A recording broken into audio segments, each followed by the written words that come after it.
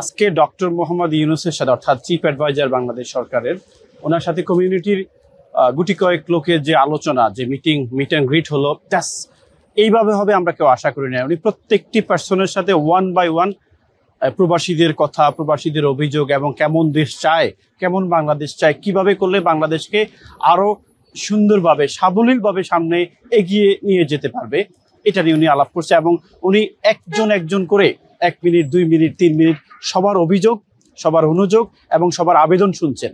এবং I believe যে উনি প্রবাসীদের যে ভোটের অধিকার বলুন এবং ডেড বডি নিয়ে ফ্রি নেওয়া যায় কিনা, প্লাস বাংলাদেশ যে অস্থিরতা বিরাজ করছে তারা নিয়েও আজকে এখানে কথা বলছে ওয়ান বাই ওয়ান।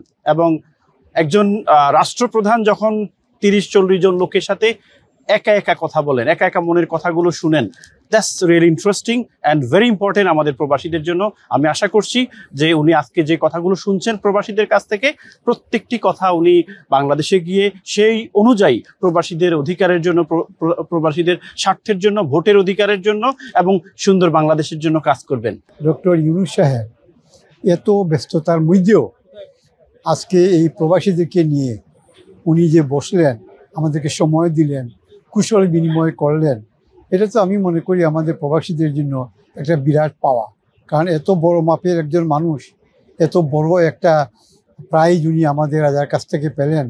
এবং ওনার জীবনে উনি তো প্রায় 170টা অ্যাওয়ার্ড পেয়েছেন, ইনক্লুডিং নোবেল প্রাইজ এবং আমেরিকার প্রেসিডেন্সিয়াল মেডেল।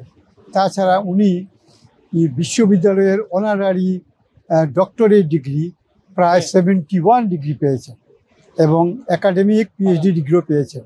সুতরাং এই ধরনের একজন বড় মাপের মানুষের সঙ্গে আসা, ওনার সঙ্গে সাক্ষাৎ করা, ওনার সঙ্গে মেলামেশা করা, ওনার কথা শোনা, উনি আমাদের প্রবাসীদের যে কথা শুনলেন, আমি মনে করি এটা আমাদের প্রত্যেক এনআরবির জন্য একটা বিরাট পাওনা।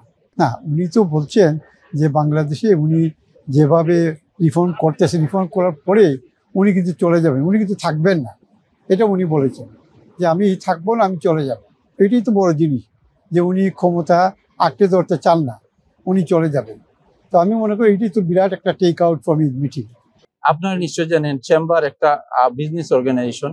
এই চেম্বারের পক্ষ থেকে আমাদের দাবি দেওয়া ছিল আমরা কিভাবে দেশে আপনার কন্ট্রিবিউশন রাখতে পারি।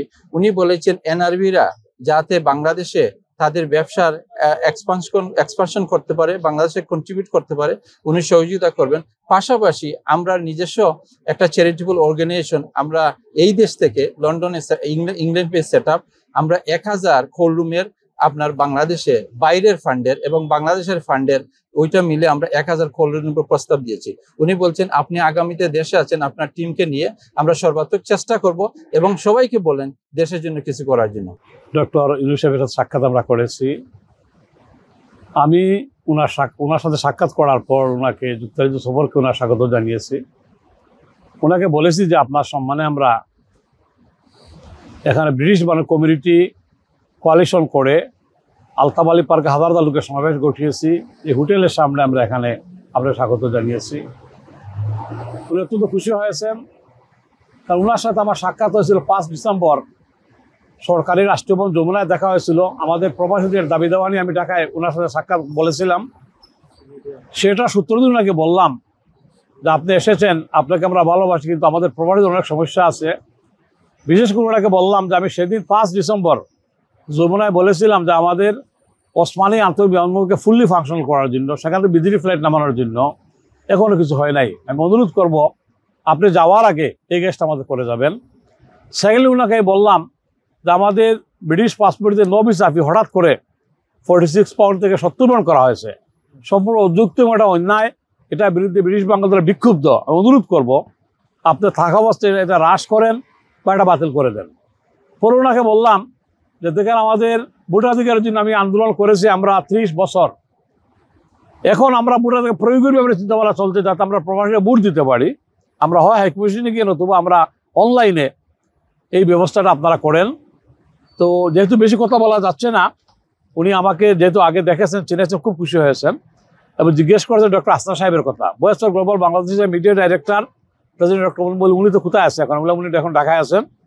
তো উনি বললেন যে আমি চেষ্টা করে যাচ্ছি এবং আমি কৃতজ্ঞ ব্রিটিশ বাংলাদেশিদের কাছে যে আমি আপনাদের বলি নাই স্বতঃস্ফূর্তভাবে যে আপনারা আমার সম্মানে আমার সমর্থনে আলতাবালি পার্কে সমাবেশ ঘটিয়েছেন, এটার জন্য অত্যন্ত কৃতজ্ঞ। আপনার ধন্যবাদ জানাচ্ছি, আপনাদের ভালোবাসায় অভিভূত হয়েছে, এটা আমাকে বলেছে।